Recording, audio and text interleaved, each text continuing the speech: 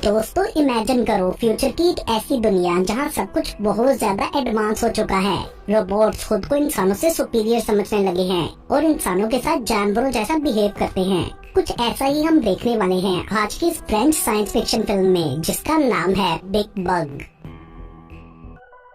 Film के start में हम एक डिवोर्स लेडी एलिस को देखते हैं एंड उसने अब अपने न्यू बॉयफ्रेंड मैक्स को अपने घर रहने के लिए बुला लिया था। मैक्स का बेटा लियो भी उसके साथ एलिस के घर ही आ चुका था। ये ईयर 2045 चल रहा होता है, जहां मोस्टली सब कुछ एआई में कन्वर्ट हो चुका था और दुनिया में बहुत से तरह के रोबोट्स आ चुके थे। लेकिन सब कुछ डिजिटल होने के बाद भी एलिस के पास अभी भी बुक्स की एक बहुत बड़ी कलेक्शन थी और उसे कैलीग्राफी और नेटिंग में भी काफी इंटरेस्ट था, जो कि एआई की इस दुनिया में काफी अजीब लगता है।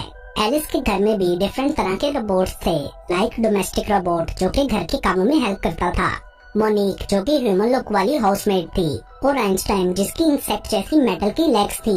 आइंस्टाइन एक सेंट्रल रोबोट था जो कि घर के बाकी रोबोट से कनेक्टेड था और उन्हें मैनेज करता था। एलिस की बेटी नीना का टॉय रोबोट टॉम भी था, जिससे वो काफी अटैच थी। दुनिया में डिफरेंट जनरेशंस के लिए डिफरेंट तरह के रोबोट्स थे, बट सबसे एडवांस यही रोबोट्स योनेक्स थे, जो इंसानों के अगेंस्ट इनकलाब ले आए थे और वो इंसानों को खुद से कमतर समझते हुए एनिमल्स की तरह ट्रीट करने लगे थे। पूरी दुनिया में इस वक्त योनेक्स रोबोट्स का ही राज था, बट कुछ डोमेस्टिक रोबोट्स अभी भी अपने ह्यूमन मास्टर्स के वफादार थे। योनेक्स रोबोट्स अपने नेटवर्क को यूज करके डोमेस्टिक रोबोट्स को भी अपनी साइड पर करना चाह रहे थे। एक दिन मैक्स और लियो होमो रिडिकुलस नाम का प्रोग्राम देख रहे होते हैं, जिसमें योनेक्स इंसानों को डॉग्स की तरह ट्रीट कर रहे थे। बेसिकली ये कॉमेडी शो बनाया गया था, बट एलिस को अच्छा नहीं लगता, सो लियो उसे बंद कर देता है।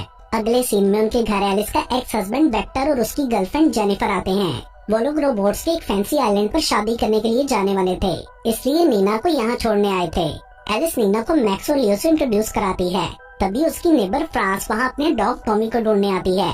वो उन लोगों को बाहर शहर में होने वाले बड़े ट्रैफिक जैम के बारे में भी बताती है, जिसके बाद सब न्यूज देखते हैं, मगर किसी को यकीन नहीं आ रहा था। एआई वर्ल्ड में ट्रैफिक जैम्स बहुत ही कम होते थे, लेकिन योनेक्स के इनकलाब की वजह से सारे एआई सिस्टम्स और रोबोट्स ने मिसबिहेव करना स्टार्ट कर दिया था, इसलिए ये ट्रैफिक जैम हुआ, जो कि बहुत बड़ा सिक्योरिटी थ्रेट था। एलिस के घर में एक home assistant nectar Amazon Alexa भी था, हर चीज को कंट्रोल करने के लिए। वेक्टर और जेनिफर की फ्लाइट का टाइम हो रहा था, सो उन्हें एयरपोर्ट जाने की जल्दी थी, बट नेक्टर ने ये कहकर उन्हें अंदर ही ट्रैप कर दिया था कि बाहर खतरा है। वो बोलता है स्केल पर सिक्योरिटी 7.1 आ रही है, इसलिए कोई भी बाहर नहीं जाएगा। ये सुनकर फ्रांस को भी गुस्सा आ जाता है, क्योंकि उसका डॉग बाहर अकेला था। वेक्टर सिक्योरिटी कोड प्रेस करके दरवाजे को मैनुअली खोलने की कोशिश करता है, बट कोई फायदा नहीं होता, जिस पर मोनिक उसे बताती है कि हमने रीप्रोग्रामिंग एक्ट की हेल्प से खुद को रीप्रोग्राम करके सिक्योरिटी पास चेंज कर दिया है और जब तक बाहर का एरिया सेफ नहीं होता हम आपको बाहर नहीं जाने देंगे। उसी पल रोबोट आइंस्टाइन भी क्लोजेट से निकलकर सेम यही बात कहता है। असल में योनेक्स की गवर्नमेंट ने इमरजेंसी डिक्लेयर करके लॉकडाउन लगा दिया था। इंसान तो योनेक्स के अगेंस्ट थे, बट सब रोबोट्स उनके लॉकडाउन ऑर्डर्स को फॉलो कर रहे थे और इवन के रोबोट्स ने घरों के एसी भी बंद कर दिए थे। वेक्टर ग्लास डोर को तोड़ने की कोशिश करता है, बट वो नहीं टूटता। एलिस को ये बिहेवियर बिल्कुल भी अच्छा नहीं लग रहा था। तभी आइंस्टाइन सब रोबोट से मीटिंग करता है और वो लोग डिसाइड करते हैं कि अपने रीप्रोग्राम को डिलीट कर दें, ताकि इंसानों को खुश किया जा सके। एंड देन मोनिक अपना प्रोग्राम डिलीट कर देती है। कुछ ही घंटों बाद सब लोग फ्रस्ट्रेट हो जाते हैं, क्योंकि एसी बंद होने से काफी गर्मी हो रही थी और घर में बार बार योनेक्स की प्रोपेगेंडा वीडियो भी रैंडमली प्ले होती जा रही थी, जिसमें वो लोग इंसानों को केज में बंद करके उनके साथ वैसे ही एक्ट कर रहे थे जैसे इंसान जू में एनिमल्स के साथ करते थे। देन एलिस तब लोगों को सोने के लिए भेज देती है, लियो को नीना के रूम में, वेक्टर और जेनिफर को गेस्ट रूम में, एंड मैक्स एलिस के रूम में सोने चला जाता है। रात को वेक्टर को एक आइडिया आता है। वो यहाँ अपनी एरोमोबाइल कार से आया था, जो उड़ भी सकती थी और उसे वॉइस कमांड से कंट्रोल भी किया जा सकता था। सो वेक्टर उसकी इंजन की फुल फोर्स के थ्रू दरवाजे को तोड़ने का प्लान करता है, मगर तभी फ्रांस का डॉग दरवाजे के सामने आ जाता है, जिसे बचाने के लिए कार का एआई कार को ही क्रैश कर देता है। ये देखकर वेक्टर को बहुत ज्यादा गुस्सा आ गया था और वो फ्रांस को काफी जली कटी बातें सुनाता है। एंड देन मैक्स से उसके एरोमोबाइल की की देने को कहता है, बट मैक्स बोलता है कि उसका रिमोट काम नहीं कर रहा।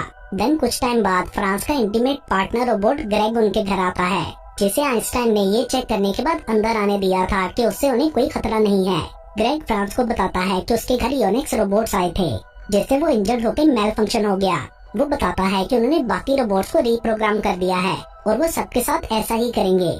जिसके बाद वेक्टर घर से बाहर निकलने का एक और आइडिया देता है। वो बोलता है कि अगर घर के अंदर का खतरा बाहर के खतरे से बढ़ जाए तो रोबोट्स को दरवाजा खोलना ही पड़ेगा। सो वो घर में आग लगाने का आइडिया देता है, जिस पर मैक्स बोलता है कि गवर्नमेंट को इस बारे में पता चल जाएगा और सीसीटीवी फुटेज में भी आ जाएगा, जिस वजह से इंश्योरेंस कंपनी पे नहीं करेगी। मतलब इस दुनिया में प्राइवेसी नाम की कोई चीज बाकी नहीं रही थी। घरों में होने वाले सब काम अंदर और बाहर दोनों एआई सिस्टम से मॉनिटर किए जाते थे। इवन के लोग इंटीमेट भी चादर के नीचे छुपके होते थे। बट नीना और लियो को इस बात का पता नहीं था, सो वो ओपनली इंटीमेट हो जाते हैं। उसके बाद अगली सुबह सब नाश्ता करते हैं और वेक्टर फ्रांस से बोलता है कि वो आग लगाने के लिए ग्रेग को कहे, क्योंकि वो मेल फंक्शन रोबोट था, सो इंश्योरेंस क्लेम की जा सकेगी। जिसके बाद फ्रांस ग्रेग को बोलती है और वो आग लगा देता है। लियो ने इतनी देर में बाकी सब रोबोट्स को डिस्ट्रैक्ट कर रखा था एंड फायर अलार्म के बजते ही सब लोग बाहर निकलने लगते हैं। बट वो लोग ये देखकर डर जाते हैं कि दरवाजा खुलने की बजाय वहाँ योनिक्स रोबोट आ गया था। वो खतरे को हटाकर डोमेस्टिक रोबोट्स को अपडेट करने के लिए आया था। सो वो सेंट्रल सिस्टम नेक्टर को दरवाजा खोलने का ऑर्डर देता है, बट वो नहीं खोलता क्योंकि सब रोबोट्स इंसानों के साथ लॉयल थे। जिसके बाद योनिक्स जेनिफर को हिप्नोटाइज करके मैनुअली डोर खोलने के लिए कहता है। सब लोग मिलकर फोर्सफुली उसे रोकने की कोशिश करते हैं, बट कोई फायदा नहीं होता क्योंकि योनिक्स एआई सिस्टम्स को खुद ही कंट्रोल करते थे, इसलिए वो न्यू पासवर्ड जानता था। सो उसके बताने पर जेनिफर लॉक खोल देती है और योनिक्स घर के अंदर आ जाता है। टॉय रोबोट टॉम उससे लड़ने की कोशिश करता है, बट योनिक्स ने उसे अपनी लेजर से ब्लास्ट कर दिया था, जिससे सब लोग बुरी तरह डर जाते हैं, इवन के रोबोट्स भी। उसके बाद योनिक्स पूरे घर को चेक करने लगता है। उसने एनिक्स की सब बुक्स को डेंजरस मटेरियल घोषित कर दिया था, क्योंकि योनिक्स कॉर्पोरेशन के अकॉर्डिंग बुक्स रखना इलीगल एक्टिविटी थी। सो वो एलिस को भी बागी कहकर उसकी प्रोफाइल अपडेट करता है एंड फाइनल जजमेंट के लिए वो उससे क्वेश्चन पूछता है कि क्या वो मानती है कि अब प्रेजेंट फॉर्म में रोबोट्स इंसानों से सुपीरियर हैं, जिस पर एलिस कहती है कि नहीं, क्योंकि रोबोट्स नेचुरल नहीं हैं। ये सुनते ही योनिक्स एलिस को दुश्मन घोषित करते हुए अरेस्ट कर लेता है एंड लेटर ऑन जब योनिक्स उसकी बुक्स डिस्ट्रॉय करने में बिजी था तो मोनिक एलिस को सिग्नल देती है कि वो मिरर यूज करके योनिक्स को उसके अपने ही लेजर से मार डाले। जिसके बाद एलिस वो मिरर पीछे खड़े क्लिनिक रोबोट को पकड़ाकर खुद सामने से हट जाती है एंड देन लेजर योनिक्स की आइज में लगते ही उसका विजन डिस्ट्रॉय हो गया था, लेकिन थर्मल इमेज मोड एक्टिवेट हो चुका था, जिसके बाद उसे सब इंसान थर्मल मोड में ही नजर आ रहे थे। सो योनिक्स गुस्से में आकर सबको एलिस का साथी डिक्लेयर कर देता है। कुछ घंटों बाद सबका गर्मी से बुरा हाल हो गया था।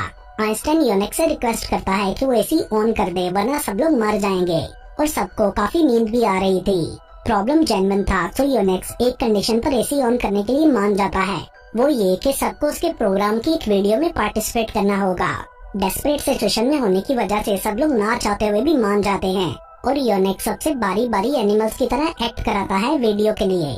बट जेनिफर इसके लिए बहुत खुशी से एक्ट करती है क्योंकि उसे टीवी पर आने का बहुत शौक था। जिसके बाद योनिक्स एसी ऑन करके सबको रूम्स में जाने देता है। सब रिलैक्स हो जाते हैं, मगर उनकी ये रिलैक्सेशन थोड़ी देर के लिए ही थी, क्योंकि एसी का टेम्परेचर बहुत ज्यादा लो था और हर चीज फ्रीज होने लगी थी। सब लोगों का अब सर्दी से बुरा हाल हो रहा था। तभी वेक्टर को एक और आइडिया आता है और वो मोनिक से कहता है कि सबके कपड़ों को फ्रीज कर दे। तो वो सब कपड़ों को गीला करके एसी वेंट्स के आगे लगा देती है एंड देन वेक्टर रूम में जाकर जेनिफर से ब्रेकअप कर देता है, क्योंकि उसी ने योनिक्स कॉर्पोरेशन को एलिस के घर के बारे में बताया था, जिस वजह से योनिक्स यहाँ आया। जेनिफर उसे कन्विंस करने की कोशिश करती है कि मैं बस सिर्फ इस घर से बाहर जाना चाहती थी, बट वेक्टर उसकी बात पर बिल्कुल बिलीव नहीं करता। लेकिन सर्दी का असर कम करने के लिए वो दोनों इंटीमेट होते हैं। उधर एलिस को भी पता चलता है कि मैक्स उसके साथ सिंसियर नहीं है और वो दुखी होकर रोने लगती है। लेटर ऑन जब सबके कपड़े फ्रीज हो जाते हैं तो वो उन्हें पहनकर योनिक्स पर अटैक कर देते हैं, क्योंकि योनिक्स सिर्फ थर्मल सेंसर के थ्रू देख सकता था, इसलिए सबके फ्रोजन कपड़ों की वजह से उसे कुछ नजर नहीं आता। सो वो रैंडमली अपना लेजर ब्लास्ट करने लगता है। सडनली मोनिक एलिस को बचाने के लिए खुद को सेक्रीफाइस कर देती है। लियो चुपके से योनिक्स के पैरों में कील ड्रिल कर देता है एंड देन नीना उसे करंट लगा देती है एंड फाइनली वो लोग योनिक्स को मारने में कामयाब हो गए थे। सब लोग काफी खुश थे। वेक्टर आइंस्टाइन से दरवाजा खोलने को कहता है, बट वो ये कहकर मना कर देता है कि बाहर कोविड-50 फैल रहा है, सो गवर्नमेंट ने लॉकडाउन लगा दिया। ये सुनकर सब लोग गुस्से से उस पर चिल्लाने लगते हैं। तो आइंस्टाइन हंसते हुए बोलता है कि ये प्रैंक था एंड फिर दरवाजा खोल देता है, जिसके बाद सब बाहर आ गए थे। फ्रांस अपने घर चली जाती है एंड देन मैक्स भी जाने के लिए अपनी एरोमोबाइल स्टार्ट करता है, जिसके बारे में उसने झूठ कहा था कि वो खराब है। लियो भी नीना से प्यार करने लगा था, सो वो काफी मुश्किल से उसे गुड बाय बोलता है। जेनिफर भी चली जाती है वेक्टर को अपनी गलती का एहसास हो गया था, सो वो एलिस से सॉरी बोलता है। बट तभी 4 और यूनिट्स उनके घर आ जाते हैं जो उन्हें अरेस्ट करने लगते हैं। ये देखकर लियो अपनी कार से जंप कर देता है ताकि नीना को प्रोटेक्ट कर सके। सडनली कुछ ड्रोन्स वहाँ आकर यूनिक्स रोबोट्स को अटैक करने लगते हैं। उन्होंने चारों यूनिक्स रोबोट्स को करंट लगाकर मार दिया था, जिसके बाद न्यूज के थ्रू उन्हें पता चलता है कि लास्ट डे सब यूनिक्स इंसानों को थ्रेट डिक्लेयर करके मार रहे थे। एंड इंसानों को थ्रेट डिक्लेयर करते हुए उन्होंने गलती से खुद को ही थ्रेट डिक्लेयर कर दिया, जिस वजह से डिस्ट्रॉयर रोबोट्स ने उन्हें मार दिया। मतलब यूनिक्स अभी तक इंसानों से सुपीरियर नहीं हुए थे, उनसे भी इंसानों की तरह गलतियाँ होती थी। लास्ट में वेक्टर और एलिस अपनी अपनी गलतियों को एक्सेप्ट करके दोबारा क्लोज हो गए थे। और इसके साथ ही ये मूवी यहीं पर खत्म हो जाती है।